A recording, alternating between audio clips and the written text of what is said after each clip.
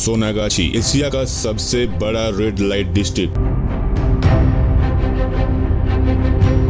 जहां हर दिन जब दिन ढलता है और शाम के साया घने होते हैं तो इस जगह पर लाखों के संख्या में लोग जमा होते हैं। जहां पे करीब 20,000 सेक्स वर्कर हर दिन चमकीले साड़ी पहनकर मेकअप लगा के अपने घरों के दरवाजे पर वो अपने शरीर के नीलामी करते हैं और अपने सैकड़ों सपने औलाद को बेचता है। सोनागाछी के सेक्स वर्कर्स का एक बड़ा हिस्सा नेपाल, थाईलैंड, बांग्लादेश, मलेशिया से आते हैं। अब में से कई लोग कोलकाता भारत के एक हिस्से में इस सोनागाछी के स्थान को जानते होंगे, लेकिन कोलकाता जैसा प्रसिद्ध शहर जो भारत के व्यापार, वाणिज्य, शिक्षा, संस्कृति और अर्थव्यवस्था का जीवन केंद्र है, ऐसा शहर में सोनागाछी जैसे वेश्यालय कैसे बन गया?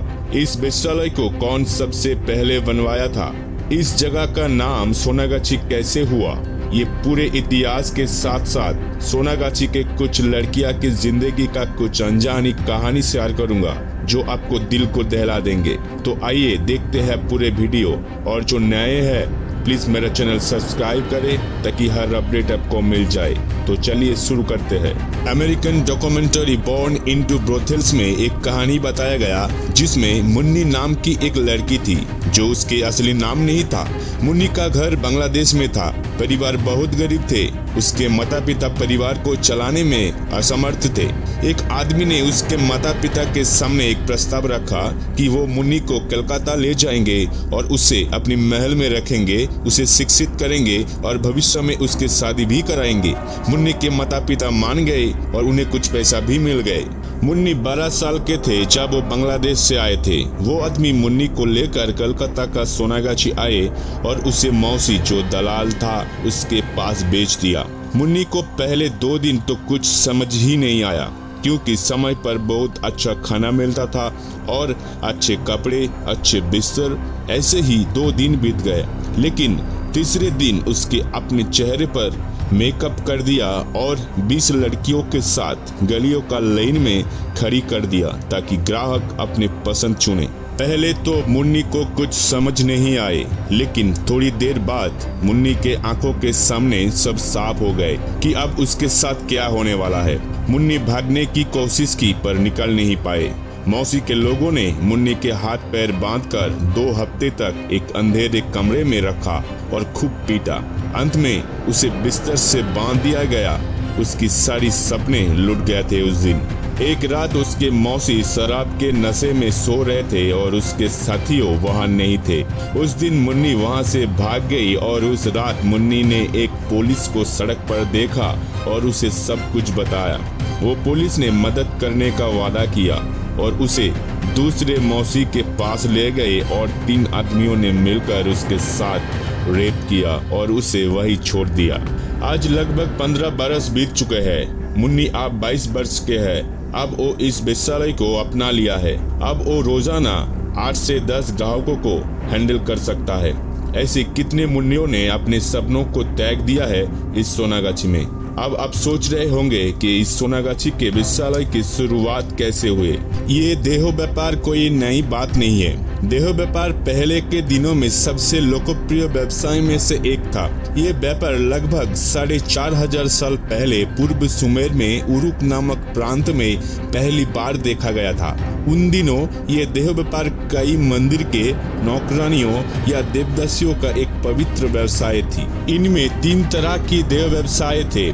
उस समय सुमेर में ये व्यवसाय बहुत लोकप्रिय हुआ, जिसके फलस्वरूप ये व्यवसाय धीरे धीरे यूरोप तक फैल गया। फिर यूरोप से ये व्यवसाय अंग्रेजों के हाथों से दुनिया के लगभग हर कोने में फैल गया था। 1686 में एक अंग्रेज व्यापारी ने हुगली नदी के तट पर कलकत्ता शहर के स्थापना की। व्यापार, शिक्षा, अर्थव्यवस्था और संस्कृति से समृद्ध इस शहर पर सबसे पहले भारतीयों का कब्जा था। 1690 में अंग्रेजों को अधिकारी तौर पर भारत में व्यापार करने का अनुमति दी गई थी। तब अंग्रेजों ने इस क्षेत्र में एक विशाल किला बनवाया और अपना व्यापार केंद्र बनवाया। उसके बाद विभिन्न घटनाओं के माध्यम से ब्रिटिश ईस्ट इंडिया कंपनी ने 1793 में कलकत्ता पर पूरी तरह से कब्जा कर लिया।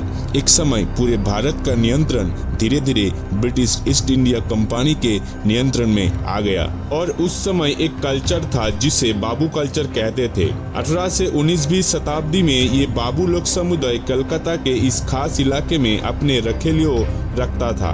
उपपत्नी कोई भी महिला होते हैं जिसके साथ बाबू के विवाह बहिर्भूत संबंध होते हैं। अमीर बाबू लोग अपने रखेलियों के साथ समय बिताने के लिए इस क्षेत्र में घर बनवाया था और इन सब के बदले में इन रखेलियों को नित्य धन दिया करता था। हालांकि सोनागाछी के यात्रा 19वीं शताब्दी में शुरू हुए थे।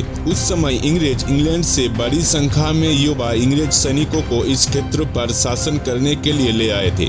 उनमें से कई अपने देश में आर्थिक रूप से बहुत अच्छे नहीं थे, लेकिन जब वो भारत आए तो अपनी जेब में ढेर सारे पैसा से भरने लगे। उनके पत्नियां और बच्चे अब इस देश में नहीं रहते थे। पैसा आने के बाद वो बड़े भोग विलास में लीन हो गए।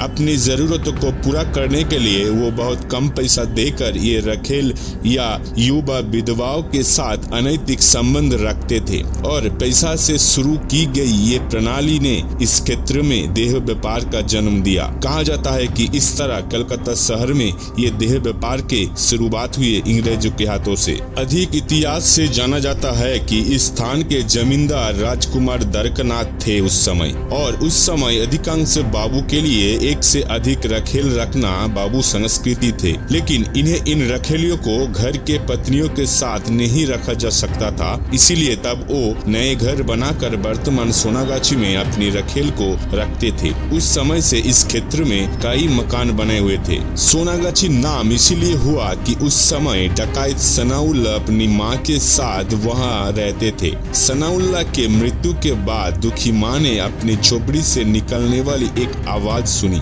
जो आवाज उसका बेटा जैसा था और उसे रोने से रोकने के लिए कह रहे थे और बोल रहे थे कि वो अब गाजी बन गए। अरबी में गाजी का अर्थ होता है संत या साधु, और उसके बाद हजारों लोग के संख्या में आशीर्वाद लेने के लिए ये झोपड़ी में आने लगे। ऐसा माना जाता है कि उनके माँ ने उनके सम्मान में एक मस्जिद का निर्माण किया था। उसके बाद वो जगह को सोनागाजी कहने लगा। जैसे समय बीतते गया वो नाम सोनागाजी से सोनागाछी बन गए। इस आधुनिक युग में भी हम सेक्स वर्कर को देखकर नफरत करते हैं और हम सभी उन्हें समाज के सबसे नीचे स्तर पर रखते हैं। हम हमेशा उनके संघर्ष को भूल जाते हैं। इसीलिए मैं आपसे अनुरोध करता हूँ कि उन लोगों को हमेशा सम्मान के दृष्टि से देखें और उन्हें वो सम्मान दे जिसको वो हकदार है। आपको ये वीडियो कैसा लगा प्लीज कमेंट करके बताइएगा। मिलते हैं अगले वीडियो में। धन्यवाद।